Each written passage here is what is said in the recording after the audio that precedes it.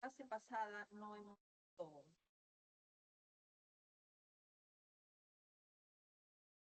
avanzar todo lo que se debiera, pero para terminar, ya empezar desde trompeterina. O sea, con ustedes faltaría hacer todo lo que es cuerpo uterino, o sea, endometrio y miometrio, porque ya hemos hecho cuello uterino. Sin embargo, en los demás grupos no hubo este problema, pues pude avanzar hasta tromputerina. Y de patología tromputerina es que voy a trabajar ahora. Pero están las diapositivas de todo lo que nos falta, nos falta, ya les estoy diciendo, endometrio y metrio. Recordamos la histología normal de la trompa uterina, que se caracteriza porque tiene una mucosa con una serie de pliegues. Es como si el lumen fuera un laberinto, tiene la estructura de un laberinto. Cada pliegue está revestido por un epitelio cilíndrico ciliado. La mayoría de células son cilíndricas ciliadas, pero hay algunas células secretorias que se intercalan las células ciliadas. Tenemos también una capa muscular y la trompa uterina tiene una serosa, está dada por el peritoneo pélvico. La primera alteración que vamos a ver en la trompa uterina es la salpingitis aguda bacteriana, causada por fermentación, curetaje uterino. Cualquier tipo de instrumentación en la cavidad uterina puede introducir bacterias cuando no se tiene las condiciones de asepsia adecuadas. También puede ser una complicación de la inserción del dispositivo intrauterino, y en este caso la infección tiene una vía ascendente. Las bacterias vienen de la vagina, básicamente. Vagina, pasan por el útero, llegan al endometrio y de ahí pasan a la trompa uterina. A veces la reacción inflamatoria es tan severa que se forma pus en la trompa, y eso se llama piosalpins. Y de la trompa uterina, la infección se extiende al ovario. Tendríamos entonces primero piosalpins y después un absceso tubo ovárico, que todas estas alteraciones forman parte de lo que se llama enfermedad inflamatoria pélvica. Los organismos más frecuentes causantes de salpingitis aguda son coco, Escherichia coli, clamidia y micoplasma, pero la infección puede ser polimicliana, varias bacterias. En el caso de piosalpins, tenemos pus en la trompa uterina, y esto ya hemos mencionado que forma parte de la enfermedad inflamatoria pélvica. La pus macroscópicamente se ve como material cremoso, blanco amarillento, y microscópicamente es una inflamación aguda, se va a ver edema, congestión vascular, mucho neutrófilo, tanto en la mucosa de la trompa como en el lumen. Y en el lumen, la pus, ustedes saben que se ve como gran cantidad de neutrófilos, la mayoría muertos, con algunos histiocitos. El piosalpins puede evolucionar a hidrosalpins. Se reabsorbe la pus y es reemplazada por un exudado del plasma, que es un seroso diferente a la pus. Salpingitis tuberculosa. El bacilo tuberculoso llega por vía hematógena. Causa obstrucción fibrosa e infertilidad. La salpingitis tuberculosa es básicamente una salpingitis crónica que da lugar a fibrosis. Y la fibrosis da infertilidad, pero también embarazo ectópico. Entonces tenemos dos vías de llegada de bacterias al aparato genital femenino. Tenemos la vía ascendente, bacterias y otros microorganismos llegan primero pasando por la vagina, después cuello uterino, cavidad endometrial y la vía hematógena. por la sangre llegan también bacterias y virus. En el caso de salpingitis crónica, tenemos que la curación de una inflamación crónica es con fibrosis. En la inflamación crónica siempre hay fibrosis, como ya lo hemos estudiado, y eso va a crear adherencias entre los pliegues o fusión de pliegues. Ya he mencionado que esto causa fertilidad y embarazo ectópico. El adenocarcinoma de la trompa uterina se consideraba una enfermedad rara, frecuente, pero se ha visto que en el caso de mujeres que heredan la línea germinal, genes mutados tipo BRCA1 y BRCA2 tienen no solamente cáncer de ovario y de mama, sino también cáncer de trompa uterina. Ya existen bueno, antiguamente se pensaba que solamente por la herencia de estos genes mutados, BRCA1 y BRCA2, había cáncer de ovario y de mama, pero se añade también trompa uterina. Cuadro clínico, sangrado vaginal anormal, tipo histológico más común, papilar seroso, similar al que ocurre en el ovario. El pronóstico depende del estadio tumoral. La extensión del tumor en el momento del diagnóstico. Ya invadió la superficie de la trompa, del ovario o del útero, el tumor está ya diseminado y las posibilidades de curación son bajas. Vemos en el epitelio de la trompa uterina un adenocarcinoma papilar seroso similar al que ocurre en el ovario. Vamos a ver después una relación que existe entre el adenocarcinoma in situ de la trompa y de tumores malignos del ovario. Tumor adenomatoide de la trompa uterina. Benigno, similar a los que ocurren en el epidídimo. Es por mesotelial. Por lo tanto, sería un mesotelioma benigno. Pero no nace de cualquier mesotelio, sino básicamente del mesotelio del peritoneo pélvico. Tenemos tumor adenomatoide en la trompa uterina y tumor adenomatoide en el aparato genital masculino, básicamente en el epidídimo, y son el mismo tipo de tumor. Microscópicamente se ve hendiduras revestidas por células aplanadas y rodeadas de músculo liso. Tenemos entonces que da la impresión que fuera un tumor vascular, porque se ven cavidades o hendiduras y están revestidas por un epitelio simple plano, que podría pensarse que es endotelio, pero no es endotelio, es mesotelio, que también es un epitelio simple plano. Se ve de esta manera cavidades y hendiduras que están revestidas por un epitelio simple plano. Dejamos todo lo que es trompa uterina y pasamos a patología del ovario. Tenemos los quistes no neoplásicos y funcionales del ovario. Empezamos con los quistes de inclusión. Invaginaciones del epitelio de superficie o de células desprendidas del epitelio tubario. Tenemos acá, recordamos cómo es el epitelio de superficie del ovario. Por histología, es un epitelio simple cúbico. Pero ese epitelio simple cúbico se puede invaginar.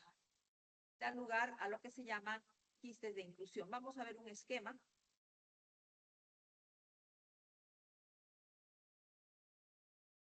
Acá.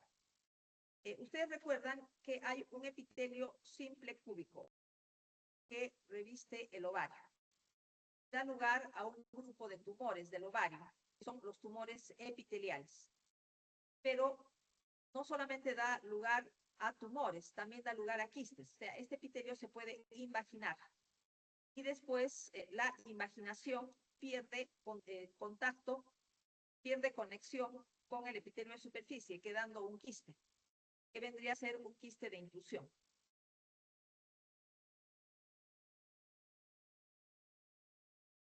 Entonces aquí tendríamos el epitelio de superficie que se ha imaginado, esta conexión se pierde y queda una cavidad. Acá tenemos los quistes de inclusión que se originan de invaginaciones del epitelio de superficie. Acá tenemos el aspecto macroscópico de un ovario con quistes foliculares y folículos quísticos. Ese es otro tipo de quistes. Tenemos los quistes de inclusión y los quistes que derivan de los folículos ováricos. Decimos folículo quístico cuando tiene un diámetro mayor de hasta 2 centímetros, pero si un folículo ovárico mide más de 2 centímetros, decimos quiste folicular. Son generalmente asintomáticos y en niñas están asociados a pubertad precoz, en edad fértil asociados a hiperplasia endometrial. ¿Cuál es la diferencia microscópica entre un quiste de inclusión y un quiste folicular? En el quiste de inclusión tenemos el epitelio de superficie del ovario, pero en el quiste folicular tenemos el epitelio del folículo ovárico. En el quiste folicular está la capa granulosa. La capa granulosa del folículo en desarrollo. Y por fuera tenemos la teca interna y más externamente la teca externa. Estos quistes protruyen hacia la superficie y se ven de esta manera. Se ven como unos nódulos translúcidos que protruyen en la superficie y si se secciona el ovario podemos encontrar las cavidades quísticas que estoy mencionando. Microscópicamente podrían ser quistes de inclusión o quistes foliculares y ya les he dicho cuál es la diferencia, ¿no? El quiste folicular tiene una capa granulosa, aunque la capa granulosa puede estar atrofiada por la presión del líquido del quiste folicular. Acá tenemos aspecto microscópico, varios quistes en la superficie del ovario, quistes de inclusión, ¿no? Obviamente que para dar nombre a los quistes hay que observar la microscopía. Otro tipo de quistes del ovario, quistes tecaluteínicos. Se llama también hiperreacción luteinal. Estos son quistes causados por aumento de la hormona gonadotrofina coriónica en sangre. ¿En qué casos el embarazo tiene un exceso de hormona gonadotrofina coriónica, de manera que da lugar a estos quistes? Por ejemplo, en los tumores de la placenta. En los tumores de la placenta aumenta la hormona gonadotrofina coriónica. Un tipo de tumor de la placenta, el más común, es la enfermedad trofoblástica gestacional. Es una forma de tumor de la placenta que se caracteriza por aumento de la hormona gonadotrofina coriónica, que es la hormona del embarazo. También, cuando se trata de embarazos gemelares, hay dos placentas o placentas muy grandes, porque tienen que nutrir a 2 niños. En lugar de nutrir a uno, necesitan nutrir a 2 niños. Las placentas muy grandes, o cuando la placenta es doble, también aumenta la cantidad de hormona gonadotrofina coriónica, que es la hormona del embarazo. Igualmente existe esta reacción en el ovario, formación de quistes tecaluteínicos. ¿Qué significa tecaluteínico? Significa que hay luteinización de las capas de los folículos ováricos. Luteinización significa que los citoplasmas se hacen amplios y vacuolados. Vacuolados porque estos citoplasmas empiezan a producir hormonas femeninas. Quistes del cuerpo lúteo ocurren en el embarazo, pero también después de un ciclo menstrual normal. Entonces, ya ustedes saben, el cuerpo lúteo se forma después de la ovulación. Y normalmente en el cuerpo lúteo se forma una cavidad quística,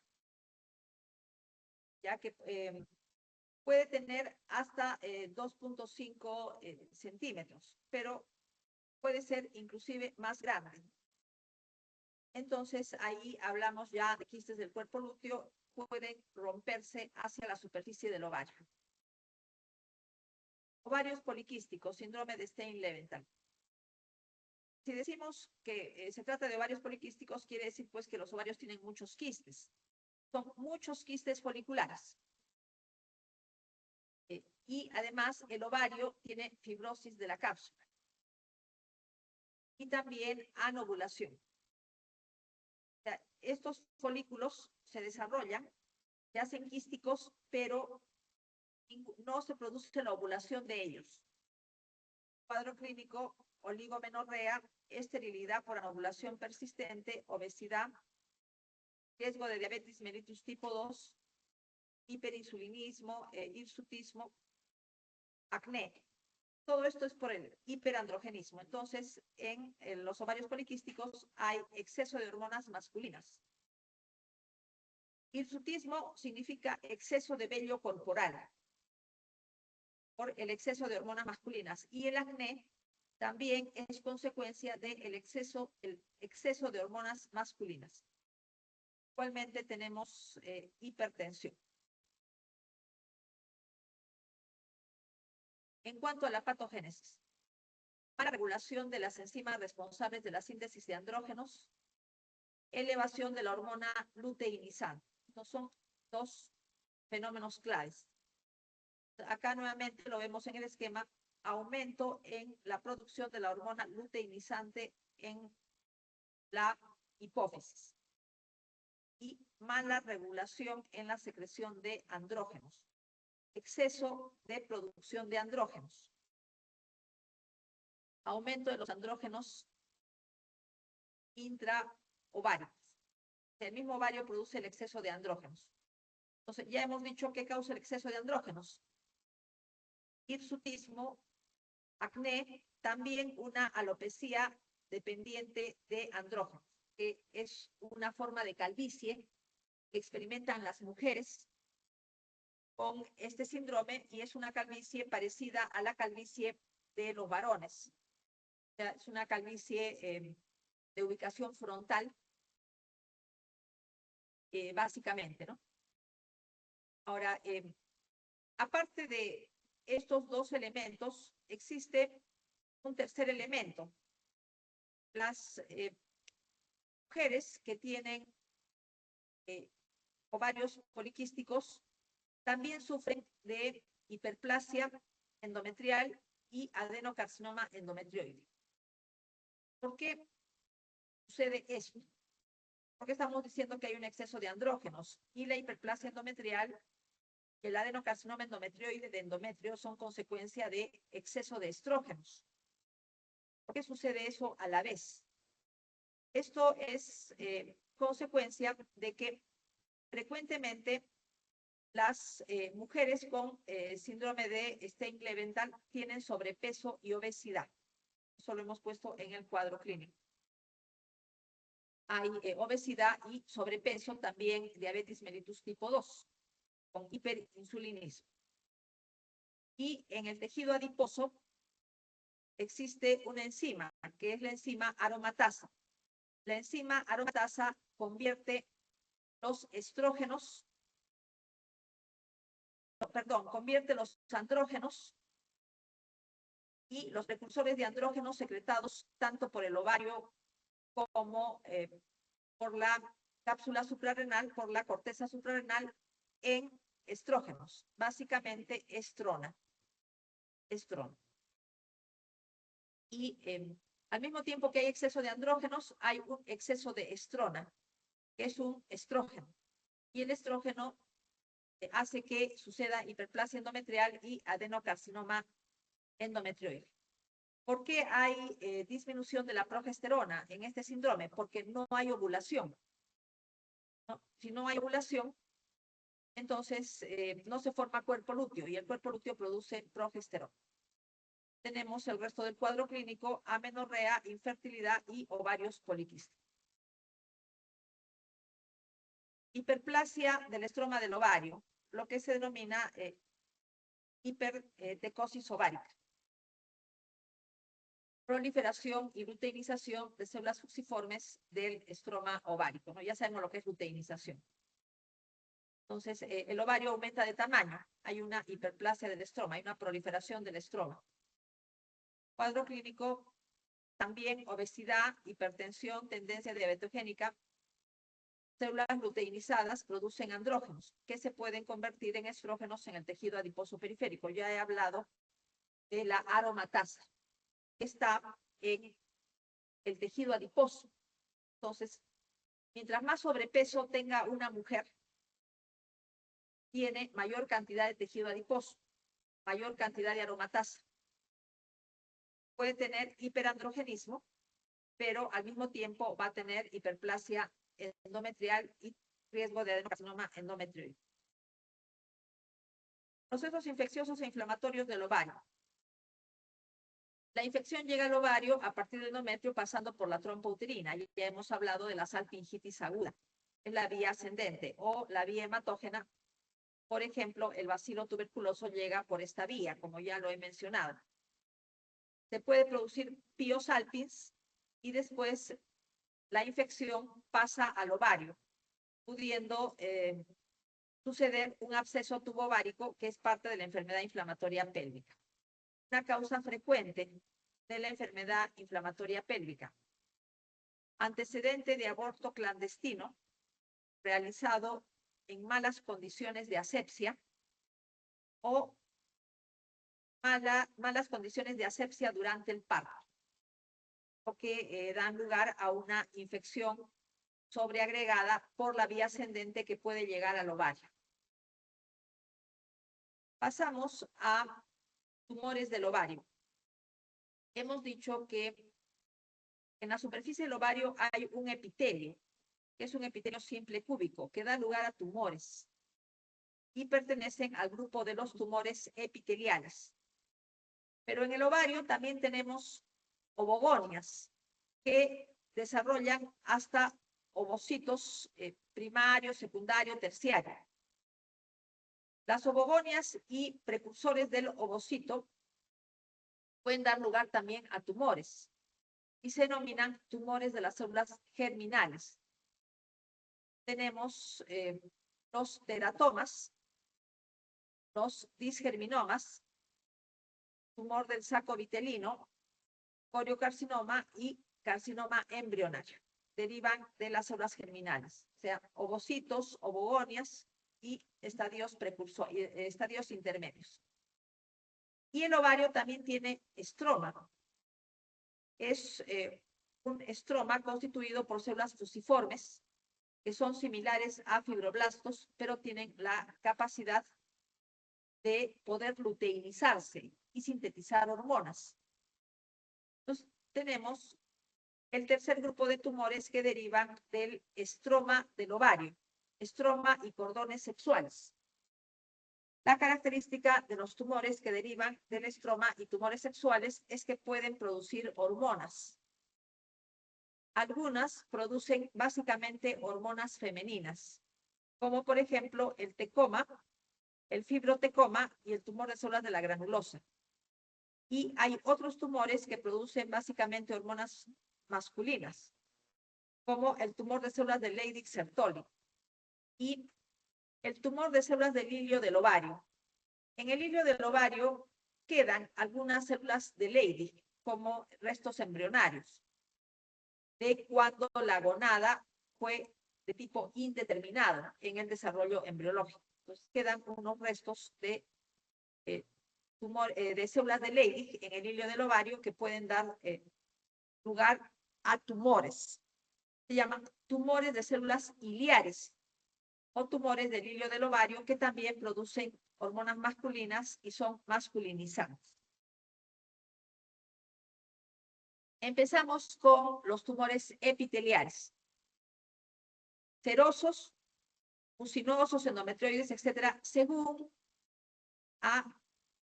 las características del tipo del epitelio. ¿Cuándo decimos serosos? Cuando el epitelio se parece a la trompa uterina. Mucinosos, cuando el epitelio se parece al endocérvix o al epitelio del tubo digestivo. Tumores endometrioides, evidentemente, pues será que se parecen al endometrio. Tumores de células claras son tumores que tienen citoplasmas claros, como si estuvieran vacíos, por la presencia de lípidos y glucógeno, mucina, que se disuelven durante el procesamiento histológico y los citoplasmas quedan como vacíos. Tumores de células transicionales, cuando el epitelio del tumor se parece al urotelio, o sea, se parece al epitelio de las vías urinarias. El tumor del ovario tiene un epitelio parecido al de las vías urinarias. Decimos que son tumores de células transicionales. Los serosos afectan a mujeres adultas, frecuentemente son bilaterales, 30 al 50%. Y como ya dije, puede haber células ciliadas porque el epitelio se parece al de la mucosa de la trompa uterina. ¿Cómo se clasifican? Macroscópicamente pueden ser predominantemente quísticos. Pueden ser predominantemente sólidos o una mezcla. Tienen áreas sólidas mezcladas con áreas quísticas. O sea, hay las tres posibilidades. Si son predominantemente quísticos, cistadenoma seroso, cistadenoma seroso borderline y cistadenocarcinoma seroso. Entonces, benigno, cistadenoma seroso. Maligno, cistadenocarcinoma seroso. Pero hay una forma intermedia que se le denomina tumores borderline. Es una forma intermedia que no es 100% benigno, porque tiene atipia epitelial y puede tener implantes peritoneales. Pero tampoco es un cáncer 100%. Entonces, se llama cistadenoma seroso borderline. Vamos a ver un poco más sobre las características de los tumores borderline en las siguientes diapositivas. Ahora, ¿qué pasa si son predominantemente sólidos? Son serosos, predominantemente sólidos. Se les dice adenofibromas serosos, adenofibroma seroso borderline y adenofibrocarcinoma seroso, adenofibrocarcinoma seroso. Pero si tienen áreas sólidas mezcladas con áreas quísticas, entonces se dice cistadenofibromas seroso, cistadenofibromas seroso borderline y cistadenofibrocarcinoma seroso. Acá está mal, acá sería solamente adenofibrocarcinoma seroso, porque estamos diciendo predominantemente sólidos, solamente adenofibrocarcinoma seroso, y sólidos y quísticos, ahí recién cistadenofibrocarcinoma seroso. Predominantemente quísticos, tenemos los tumores borderline muy papilares, pero cuando tienen no estructuras papilares, sino nódulos sólidos, entonces probablemente sean malignos, cistadenocarcinoma seroso, nódulos sólidos. Este es muy papilar, ¿no? Pero tiene áreas lisas y crece hacia adentro, porque vamos a ver después otro tipo de tumores del ovario que crecen hacia afuera, crecen en la superficie, crecen hacia afuera, ¿no? Pero este crece más bien hacia adentro. Muy papilar, cistadenopapilar seroso borderline, pero para decir borderline tenemos que observarlo microscópicamente. Los que crecen en la superficie.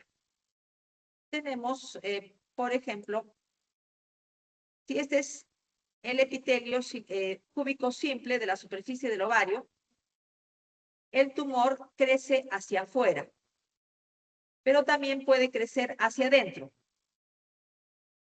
La cavidad quística está en el ovario, pero el tumor crece hacia la superficie interna del quiste.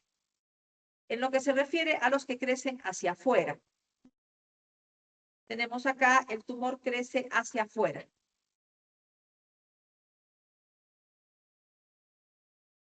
¿cómo se llaman? Si son benignos, papilomas serosos de superficie, tumores papilares serosos de superficie borderline, son intermedios, y adenocarcinomas serosos de superficie. El problema de estos tumores que crecen hacia afuera es que tienen un alto riesgo de implantes peritoneales. Crecen hacia afuera, se pueden desprender células tumorales, se implantan en el peritoneo pélvico básicamente, y empiezan a desarrollar. Recordamos las tres formas de los tumores epiteliales: formas benignas, formas malignas, carcinomas, y formas limítrofes, que son las formas borderline. Las formas borderline son muy papilares. Las formas benignas generalmente tienen una superficie lisa,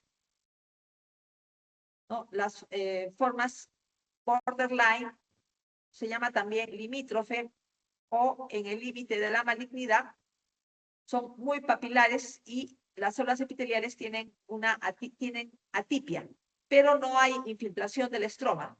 Cuando hay infiltración del estroma, decimos que el tumor es maligno. Entonces sería, por ejemplo, cistadenoma seroso benigno, cistadenoma seroso borderline limítrofe, cistadenocarcinoma seroso, que sería maligno. Serían las tres formas que tienen estos tumores.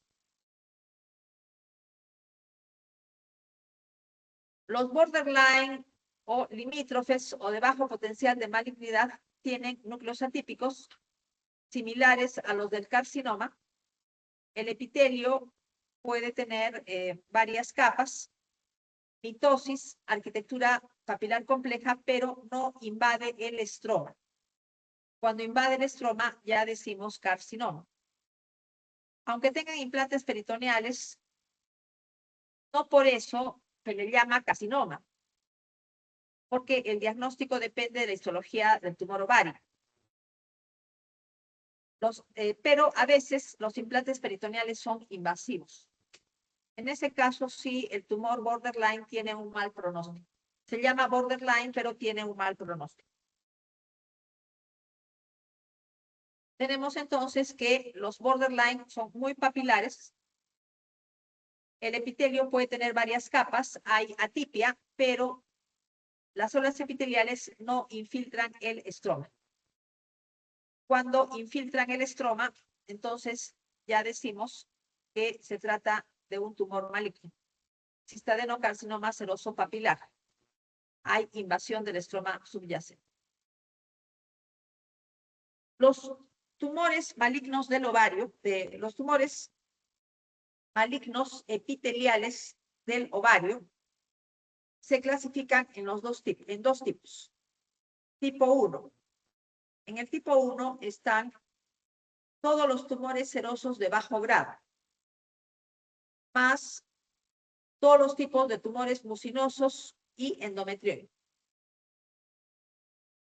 Y tenemos el tipo 2. En el tipo 2 está básicamente el carcinoma seroso de alto grado, que puede ser quístico, sería cistadenocarcinoma seroso de alto grado.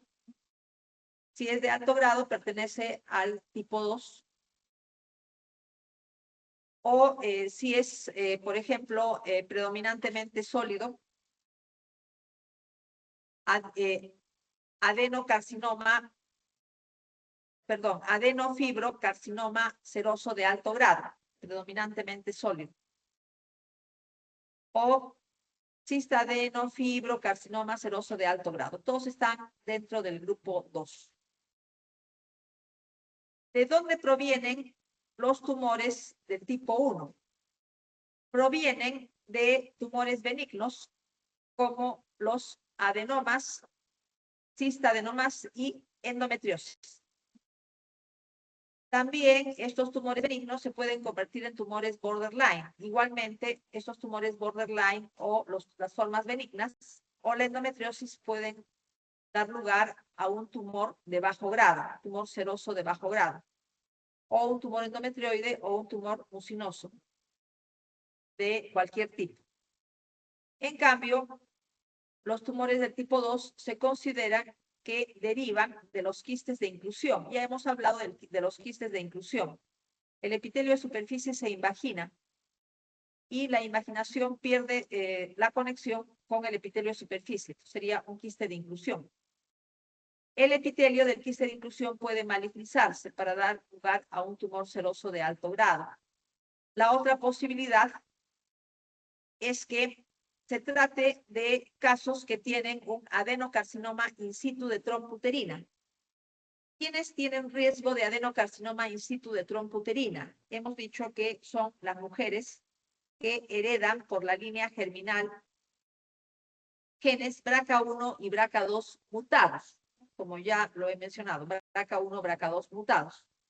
Tienen tendencia a cáncer de ovario, cáncer de mama, cáncer de trompa, adenocarcinoma de trompa, pero cuando el adenocarcinoma de trompa está en un estadio in situ, puede desprenderse de las fimbrias de la trompa uterina, células malignas que se implantan en el ovario. ¿En qué casos se pueden implantar en el ovario? Cuando hay algún tipo de laceración de la superficie del ovario, ejemplo, cuando sucede la ovulación. Cuando sucede la ovulación, el epitelio tiene que lacerarse para que el ovocito pueda salir hacia la trompa uterina. Entonces, temporalmente queda una superficie sin epitelio en el ovario y ahí se pueden implantar estas células malignas desprendidas del adenocarcinoma in situ de trompa uterina. Los tumores mucinosos, hemos dicho, epitelio similar al endocérvix o al tubo digestivo. Afectan a mujeres adultas bilaterales solo en el 10 al 20%. Más frecuente la bilateralidad en los serosos, ya hemos mencionado. Serosos, la bilateralidad es mucho más frecuente.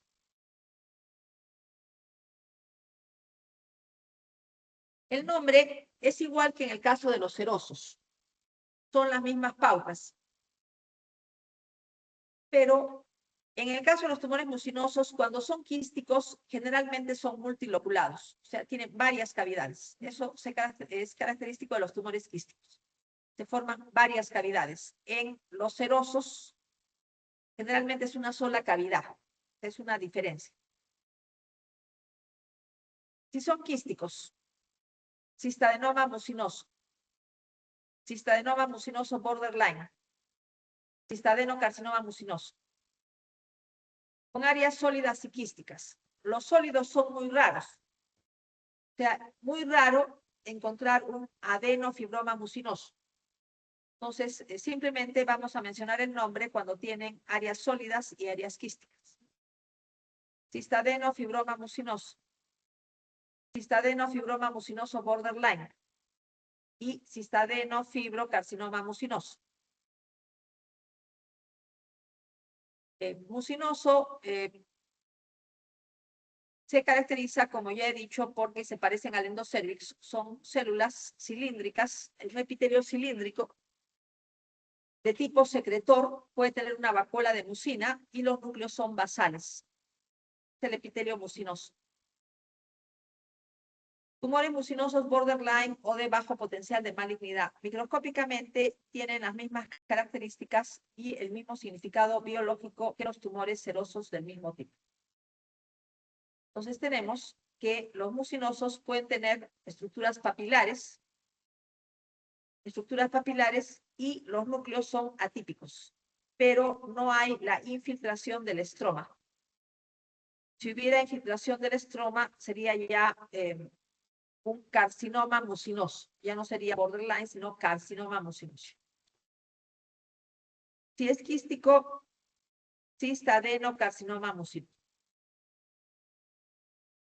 Los endometrioides se parecen al endometrio. Pueden tener áreas sólidas y o quísticas.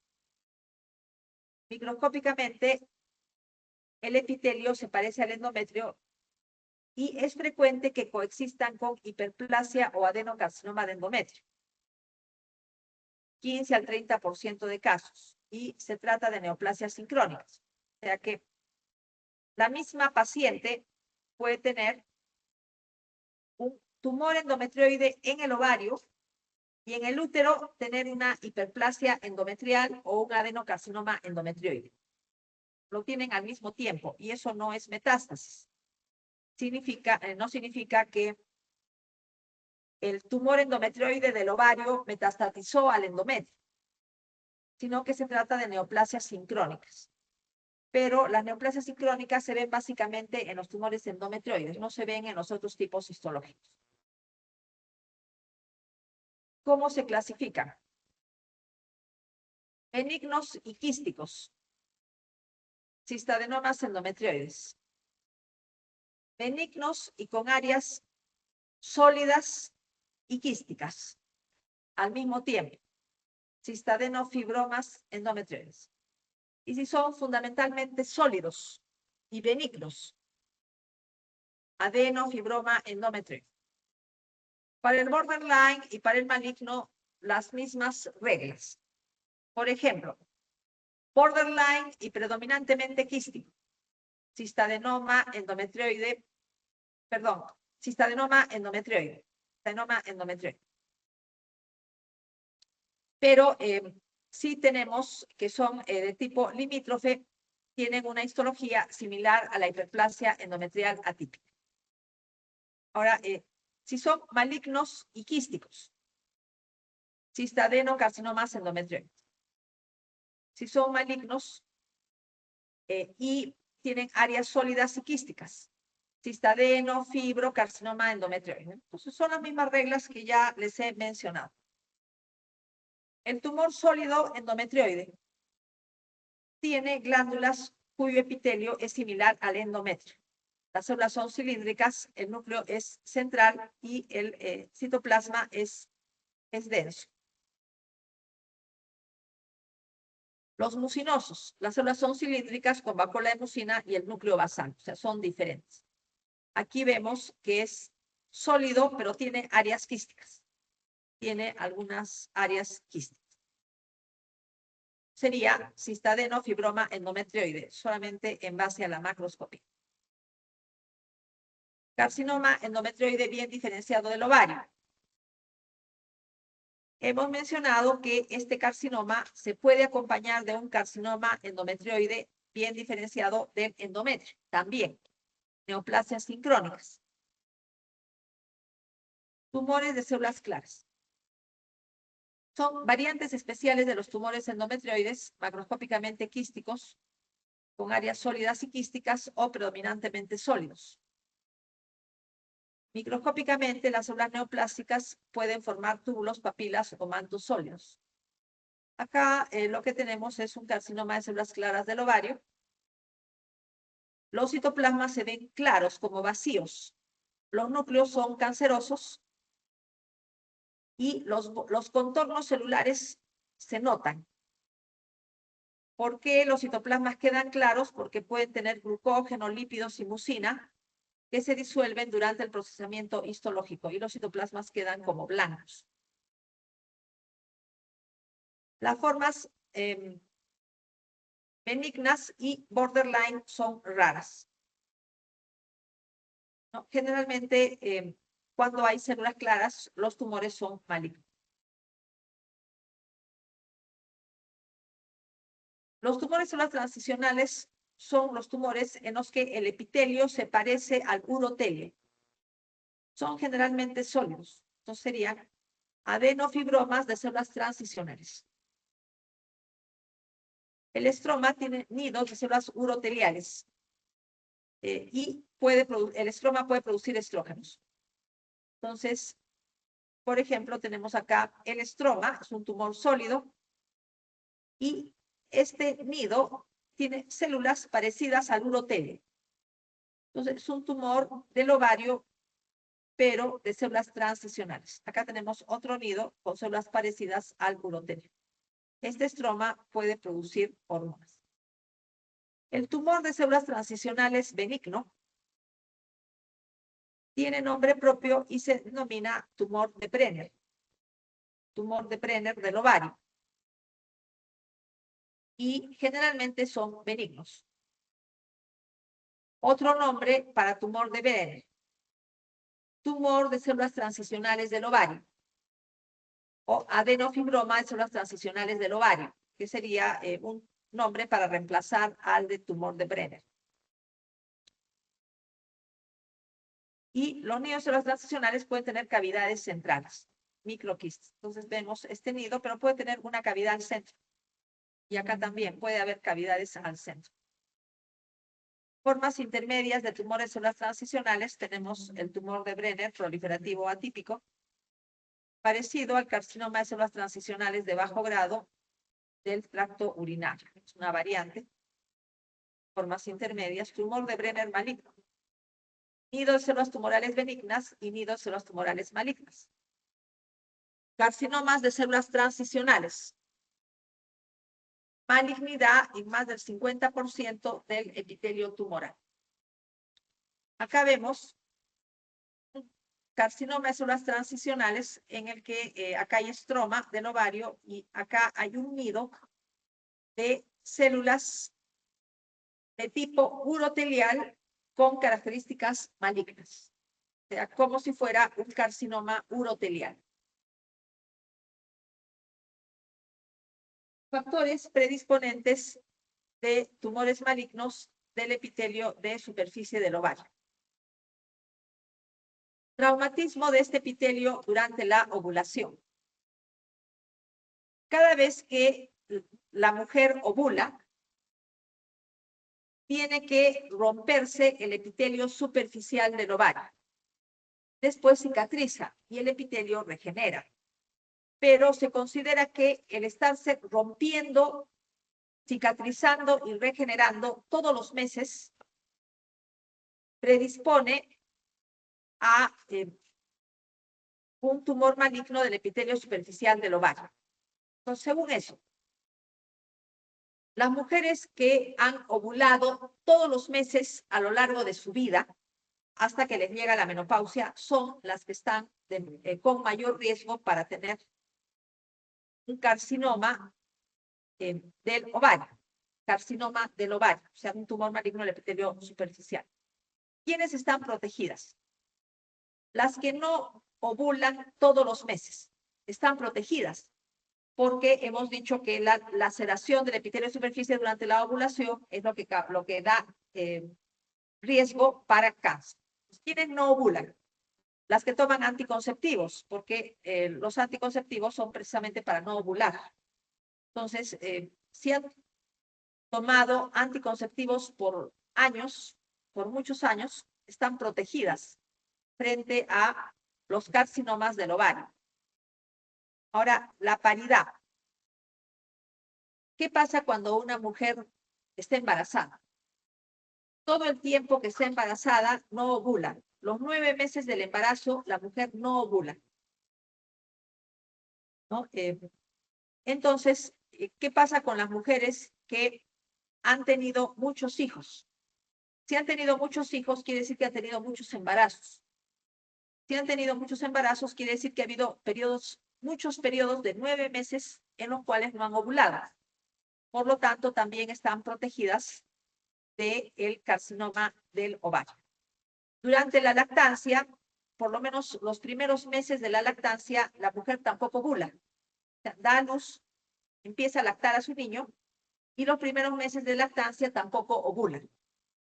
Por lo tanto, la lactancia también protege frente a los carcinomas del ovario. ¿Quiénes tienen riesgo de carcinoma del ovario? Mujeres que heredan por la línea germinal inactivación de los genes supresores BRCA1 y BRCA2. Ese tipo de mujeres sí tienen riesgo de carcinoma del ovario. Es un riesgo heredado. BRCA1 y BRCA2 son genes supresores de tumores que participan en la reparación de las rupturas de doble cadena del DNA. La endometriosis ovárica también predispone a carcinoma del ovario, ¿no? Ya lo hemos mencionado, ¿no? Y mencionábamos que la endometriosis, bueno, decíamos que la endometriosis también predispone al carcinoma del ovario. Esto ya lo he mencionado, al igual que las formas benignas y las formas borderline de los tumores epiteliales, pero predisponen básicamente al carcinoma de ovario tipo 1, como ya lo he explicado.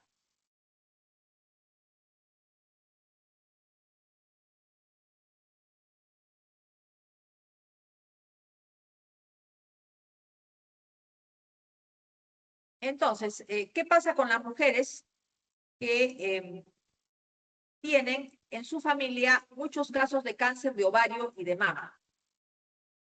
Si en la familia hay muchos casos de ese tipo, en las tías, en las primas, etcétera, las mujeres deberían investigarse la presencia de mutaciones inactivadoras de BRCA1 y BRCA2.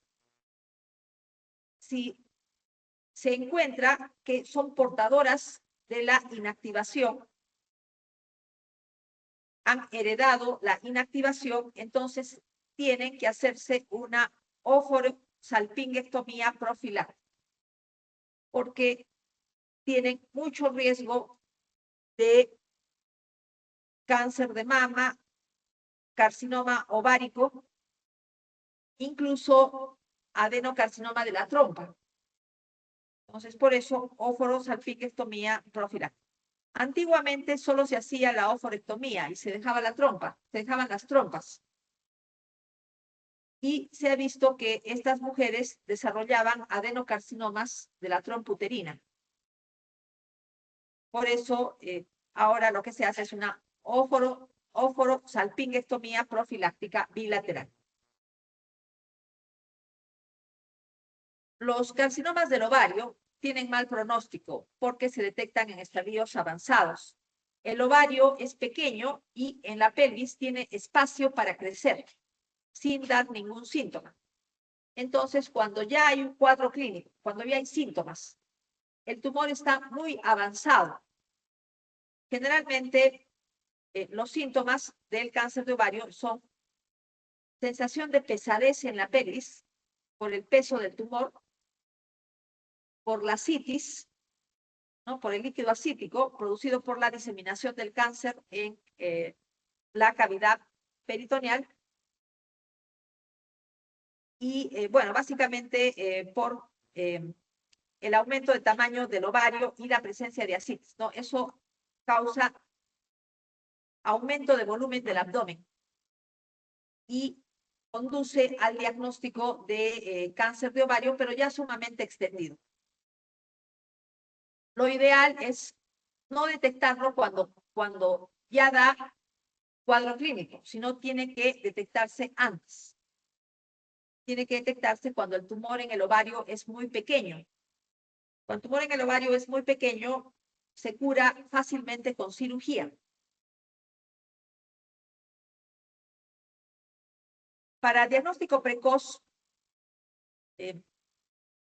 se pensaba que el CA125 en la sangre podía servir, pero en la actualidad ya se sabe que no sirve para diagnóstico temprano. El CA125 no sirve para diagnóstico temprano, aunque está generalmente elevado en las neoplasias de células epiteliales del ovario. CA125 elevado en estas neoplasias, pero también se puede encontrar elevado en endometriosis. Igualmente en neoplasias benignas, por ejemplo, cistadenoma seroso del ovario va a tener CA125 elevado en sangre y no es cáncer, es un tumor benigno. Entonces el CA125 no sirve para diagnóstico precoz, sino sirve para vigilar recidivas y progresión de enfermedad. ¿Qué es lo ideal para diagnóstico temprano de cáncer de ovario? Estudios imagenológicos como la ecografía abdominal, la ecografía endovaginal, tomografía computarizada de la pelvis y resonancia magnética de la pelvis. Esa es la forma ideal para diagnóstico temprano y tiene que realizarse periódicamente. La ecografía es lo más sencillo de realizar. Inclusive se podría, todas las mujeres podrían realizarse una ecografía pélvica al año. Es un análisis bastante sencillo. Tumores de células germinales. Derivan de la ovogonia, del ovocito o de los estadios intermedios en la maduración del ovocito. Tipos de tumores. Cuando no hay diferenciación, tenemos el disgerminoma, que es parecido al seminoma del testículo. Microscópicamente son prácticamente iguales. Disgerminoma del ovario, prácticamente igual microscópicamente al seminoma del testículo. Y se caracteriza porque las células tumorales tienen un aspecto indiferenciado. Pero el tumor puede tener una diferenciación epitelial. Cuando tiene una diferenciación epitelial, decimos que se trata de un carcinoma embrionario del ovario. Cuando se diferencia hacia tejido extraembrionario, se puede transformar hacia trofoblasto. Tal es el caso del coriocarcinoma. Se puede diferenciar hacia trofoblasto. O se puede diferenciar hacia saco vitelino, donde tenemos tumor del seno endodermal o del saco vitelino. O puede diferenciarse hacia tejidos embrionarios o tejidos del adulto. Si se diferencia hacia tejidos embrionarios, tenemos un teratoma inmaduro. Y si se diferencia hacia tejidos del adulto, tenemos un teratoma maduro. Vamos a empezar con los teratomas. Son una mezcla de tejidos que derivan de las 3 capas del embrión. Una mezcla de tejidos. Pero si tiene tejidos del adulto, se trata de un teratoma maduro y los teratomas maduros generalmente son benignos y quísticos. Pero si tienen tejidos, el tumor tiene tejidos embrionarios, una mezcla de tejidos embrionarios, decimos que es un teratoma inmaduro, generalmente son malignos y sólidos. Algún componente del teratoma maduro puede malignizarse. Entonces, por ejemplo, la epidermis que contiene el teratoma se maligniza. Entonces tenemos carcinomas epidermoides. Algún componente glandular del teratoma se maligniza. Tenemos adenocarcinomas, melanomas, etc. A veces los teratomas solo derivan de una capa germinativa del embrión. ¿No? Tal es el caso de los quistes dermoides. Tienen básicamente derivados del ectodermo, piel y tejido nervioso. Pero hay un grupo de teratomas especializados. Por ejemplo, tenemos el struma ovari. El struma ovari es un teratoma especializado. Se le dice también teratoma monodermal. Contiene tejido tiroideo y puede producir hormonas tiroideas. Entonces, en el cuadro clínico de este teratoma puede estar presente el hipertiroidismo. Los teratomas inmaduros afectan a niñas y adolescentes. El componente embrionario generalmente es neuroepitelio o rosetas neuroepiteliales. Pero cualquier tipo de tejido embrionario puede estar presente, tejido cartilaginoso, tejido conectivo, tejido óseo, etc. Hay una variante que se llama poliembrioma, que se caracteriza por presentar cuerpos embrioides.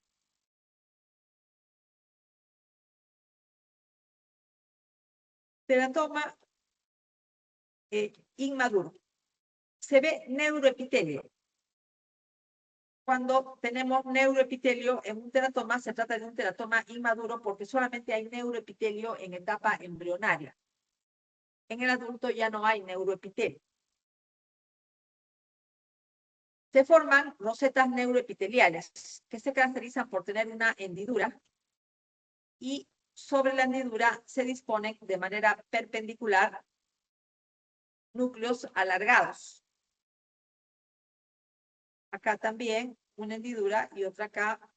Entonces, este epitelio se caracteriza porque las células están dispuestas en varias capas y de manera perpendicular a la hendidura u orificio. El porcentaje de neuroepitelio en relación al tejido tumoral determina el grado tumoral y la agresividad biológica. A mayor cantidad de neuroepitelio, el tumor es biológicamente más agresivo. Disgerminoma del ovario, equivalente a seminoma testicular. Es quimiosensible y radiosensible. Tratamiento, extirpación unilateral y quimioterapia múltiple. Ocasionalmente tienen células del sincitio trofoblasto, producen gonadotrofina coriónica,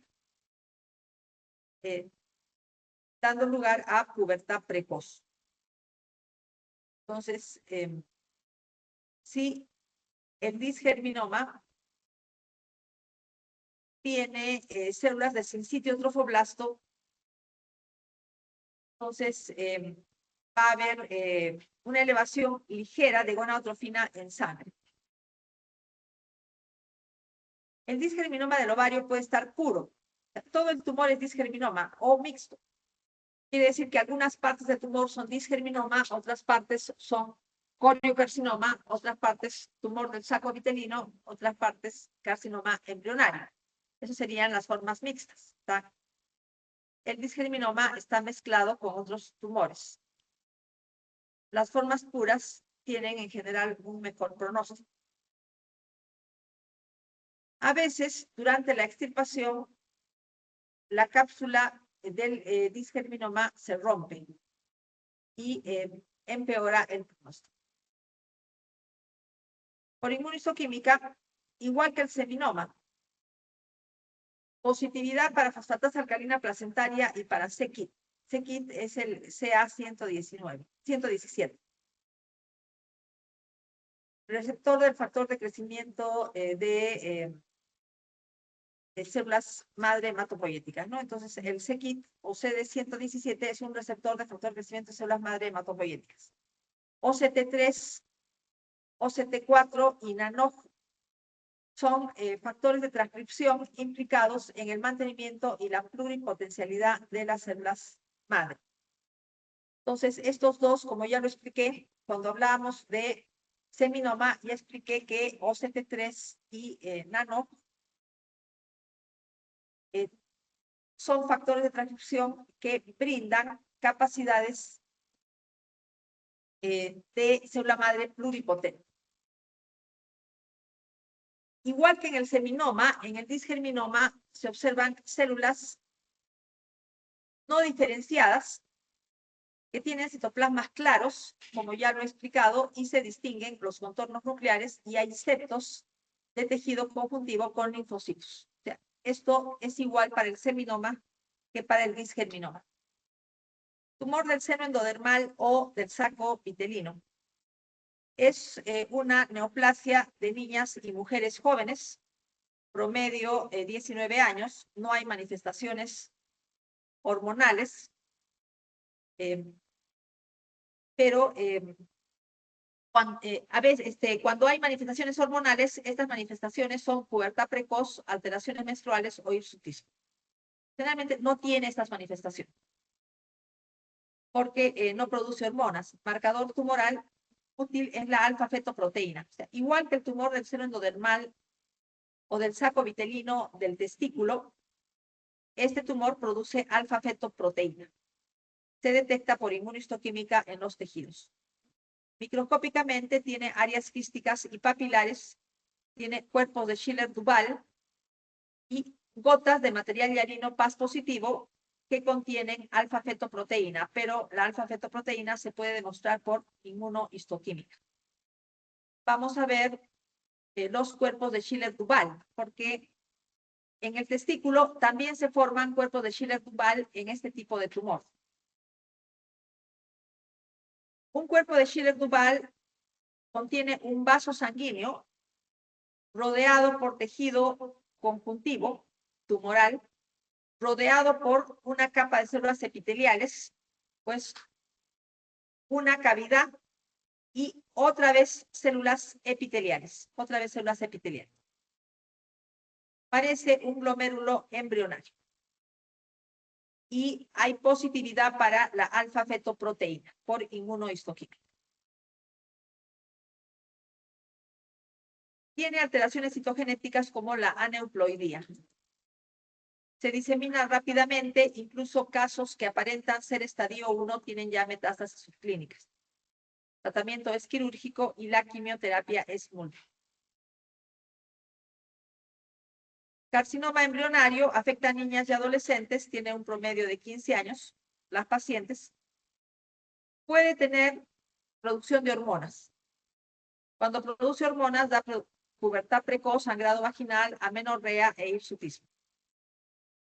El carcinoma embrionario puede producir también alfa-fetoproteína y gonadotropina coriónica. Tiene necrosis y hemorragia, a diferencia del disgerminoma.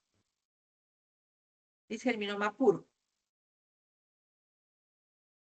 Las células tienen un aspecto epitelial embrionario. Forman nidos, papilas y glándulas. Carcinoma embrionario del ovario, similar microscópicamente al carcinoma embrionario del testículo. Vemos acá zonas hemorrágicas y necróticas, que son típicas de estos tumores que no son disgerminoma. Carcinoma embrionario se ve las células de tipo epitelial, pero con características embrionarias. Están formando sábanas o glándulas. Coriocarcinoma del ovario. La mayoría metástasis de coriocarcinomas gestacionales del útero o procedentes de embarazos ectópicos ováricos. Entonces, el coriocarcinoma del ovario puede ser una metástasis de un coriocarcinoma gestacional, pero también puede haber coriocarcinoma primario del ovario, un coriocarcinoma no gestacional primario del ovario, pero es sumamente raro. O sea, puede existir, pero es raro. Generalmente, cuando hay coriocarcinoma en el ovario, está formando parte de un tumor mixto. O sea, está mezclado con otros tumores, mezclado con disgerminoma, con tumor del seno endodermal, etc. Los coriocarcinomas no gestacionales tienen peor pronóstico que los gestacionales. Hay una mala respuesta a la quimioterapia. Metastatizan extensamente por vía hematógena. El tumor tiene necrosis extensa, no forma vasos sanguíneos, pero tiene gran capacidad invasiva. Terminamos con los tumores del estroma del ovario y de los cordones sexuales, que son tumores que básicamente producen hormonas. Empezamos con tumor celular de la granulosa, que puede ser tipo adulto y tipo juvenil. Tenemos el grupo tecoma, fibroma, fibrotecoma, tumor estromal esclerosante, tumor de células de Leydig-Sertoli y tumor de células lipoides, o tumor de células del hilio del ovario, o tumor puro de células de Leydig. Ya les expliqué, ¿no? Este tipo de tumor de células lipoides, como ya les expliqué, se trata de restos embriológicos de células de Leydig que quedan en el hilio del ovario. Bueno, está un poco atrás.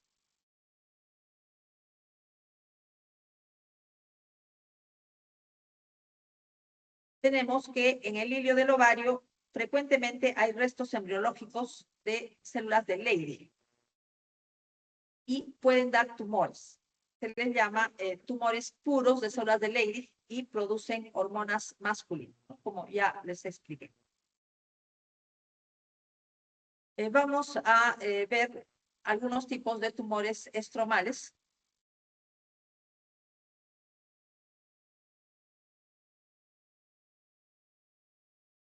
Empezamos con tumores celular de la granulosa del tipo adulto. Como es tipo adulto, afecta a mujeres en edad reproductiva, porque también tenemos tumores celular de la granulosa de tipo juvenil. Tipo juvenil afecta a mujeres de 0 a 20 años. Es un tumor que produce básicamente hormonas femeninas. Entonces, en las niñas da lugar a pubertad precoz. ¿Qué pasa en las mujeres adultas? Produce hormonas femeninas. Entonces, da lugar a hiperplasia y adenocarcinoma de endometrio de tipo endometrioide. Hiperplasia endometrial y adenocarcinoma de tipo endometrioide del endometrio. En mujeres en edad reproductiva y en niñas, como estoy indicando, pubertad precoz. Raro, puede no producir ningún tipo de hormonas y todavía más raro que produzca predominantemente hormonas masculinas, causando virilización. Esto es sumamente raro, pero a veces puede suceder. Las células tumorales se parecen a las células de la granulosa de los folículos ováricos y pueden formar a veces pequeñas cavidades rodeadas por células tumorales. Estas pequeñas cavidades rodeadas por células tumorales se llaman cuerpos de Colexter y se pueden ver en las células de la granulosa de tipo adulto. A veces pueden ser sólidos y pueden tener unas líneas de cromatina que se describen como surcos. Y se dice que estos núcleos con surco central tienen un aspecto de núcleos en granos de café. Son como unas líneas al centro del núcleo. Las líneas de cromatina al centro del núcleo. En el tipo juvenil tenemos un patrón macrofolicular y difuso, abundantes mitosis, luteinización de las células, ya hemos explicado qué es la luteinización, y raro, núcleos en granos de café. Núcleos en granos de café son más bien típicos de la forma adulta. Hay un marcador de inmunistoquímica que es la inhibina. Positivos para la inhibina. La inhibina es una hormona que es producida por el ovario, por las células de la granulosa, que inhibe la secreción de hormona folículo estimulante por parte de la hipófisis. Es una hormona normal. Y el tumor celular de la granulosa es positivo para inhibina. Este tumor tiene capacidad metastásica y de extensión local. El pronóstico depende del estadio clínico, o sea, de la extensión del tumor. Las formas juveniles tienen mayor agresividad biológica. Se pueden producir recurrencias varios años después del tratamiento inicial.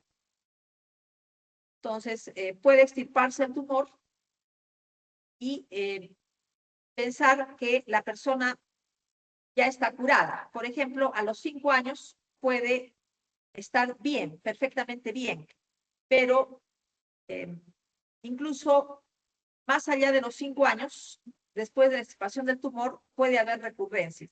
Un fenómeno que se observa en los tumores celular de la granulosa. Del grupo tecoma, fibroma y fibrotecoma. Los que producen hormonas femeninas son básicamente el tecoma y el fibrotecoma. El tecoma es frecuente en posmenopáusicas, sólido, bien delimitado, encapsulado y benigno. Está constituido por células fusiformes, algunas con luteinización, ¿no? Entonces, ya he explicado qué cosa es la luteinización. También puede tener colágeno. Ahora, la mayoría básicamente tecoma y fibrotecoma produce estrógenos. Ocasionalmente pueden tener células de Leydig, y en estos casos hay producción de andrógenos y de estrógenos. El tecoma tiene un aspecto amarillento, básicamente por la luteinización de las células, y el fibrotecoma tiene áreas blanquecinas entremezcladas con áreas amarillentas. El fibroma, tumor sólido benigno, superficie de corte blanquecina. Entonces, el fibroma es básicamente blanquecino por el colágeno producido. En cambio, tecoma o fibrotecoma, como ya estoy explicando, tiene áreas amarillentas. El fibroma ovárico puede coexistir con el síndrome de carcinoma vasocelular nevoide, que se llama síndrome de Gorlin. El fibroma ovárico a veces se acompaña de lo que se llama síndrome de Meigs, que se caracteriza por tumor ovárico con ascitis y derrame pleural derecho, probablemente por aumento de la presión negativa intratorácica y pasaje de líquido a través del diafragma por linfáticos. Puede acompañar otros tumores ováricos. Formas malignas del fibroma, ¿no? Fibrosarcoma del ovario. Más de 3 mitosis por 10 campos de alto polo. Ya he mencionado, básicamente blanquecinos por el colágeno. Y tenemos, en el caso de fibrotecoma, algunas células tienen un aspecto luteinizado, citoplasmas amplios, vacuolados, y se caracterizan por la producción de hormonas. Son las células luteinizadas. Terminamos con tumor productor de hormonas masculinas. Se llama tumor celular de Leydig-Sertoli.